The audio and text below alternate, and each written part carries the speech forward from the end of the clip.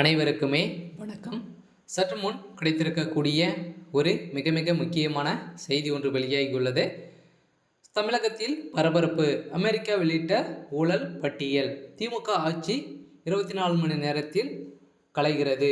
இது மாதிரி செய்திகள் வெளியாகிருக்கு. இப்போ பார்த்தீங்கன்னா அமெரிக்கா வெளியிட்ட ஊழல் பட்டியல் தான் பார்த்தீங்கன்னா இப்போ திமுகவுடைய பேர் அடிபட்டு இருக்கும் நிலையில் இப்போ இந்தியா முழுவதுமே பேசப்பட்ட ஒரு நிலையில் தான் பார்த்தீங்கன்னா அதானுடைய விஷயத்தில் இப்போ திமுக வசமாக சிக்கியிருக்காங்க. இதன் அடிப்படையில் தான் இந்தியா மேலிடமே பார்த்தீங்கன்னா இப்போ திமுகவுடைய தலைமையகத்துக்கு கோபாலபுரத்தில் பார்த்தீங்கன்னா ரைடுகள் விட போகிறதாக இப்போ பார்த்தீங்கன்னா வெளியிட்டு இருக்கும் அறிக்கையெல்லாம் இப்போ கோபாலபுரத்தை சுற்றியே பார்த்தீங்கன்னா நடக்காததுக்கு முன்னாடியே துணை ராணுவம் குவிக்கப்பட்டு டெல்லி டீம் பார்த்தீங்கன்னா களத்தில் இறங்க போகிறாங்க. இதை பற்றி தான் இந்த வீடியோவில் நாம் முழுமையாக பார்க்க போகிறோம். அதுக்கு முன்னாடி நம்ம சேனலுக்கு இப்போ தான் நீங்கள் முதல் முறையாக வந்திருக்கீங்க அப்படின்னா மறக்காமல் நம்மளுடைய சேனல் சப்ஸ்கிரைப் பண்ணி சப்போர்ட் பண்ணுங்கள். வாங்க வீடியோக்குள்ளே போகலாம்.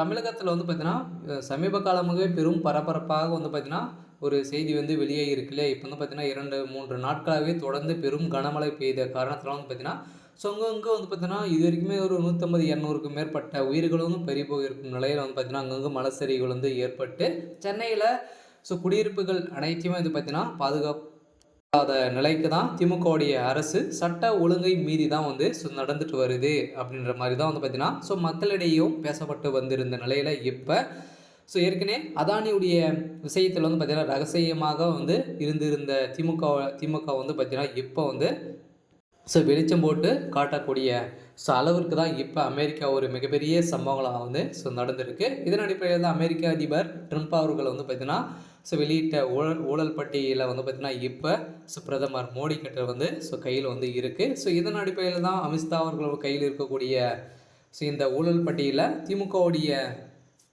தலைமையகம் தான் பார்த்தீங்கன்னா ஒட்டுமொத்த கதையை முடியக்கூடிய அளவுக்கு தான் இப்போ நடந்திருக்கு. இதன் அடிப்படையில் தான் ஏற்கனவே ரகசிய சந்திப்பில் முதல்வர் ஸ்டாலின் அவர்களும் அதானி அவர்களும் பேசிய சம்பவத்தினால தான் பார்த்தீங்கன்னா நிறைய போராட்டங்கள் நடந்தது இல்லையா. பார்த்தீங்கன்னா ராமதாஸ் அவருடைய பாமகவுடைய நிர்வாகிகள் அனைவருமே கோபாலபுரத்தில் நோக்கி போராட்டங்கள் ஈடுபட்டு இருந்தாங்க. இதை தொடர்ந்து பார்த்தீங்கன்னா இவங்களை பார்த்தீங்கன்னா தரைக்குறைவாக பேசி அவங்கள அவமானப்படுத்திய திமுகவுடைய அரசுக்கு பார்த்தீங்கன்னா இப்போ ஒரு மிகப்பெரிய சம்பவங்களாக தான் இப்போ அமெரிக்கா செஞ்சுருக்காங்க.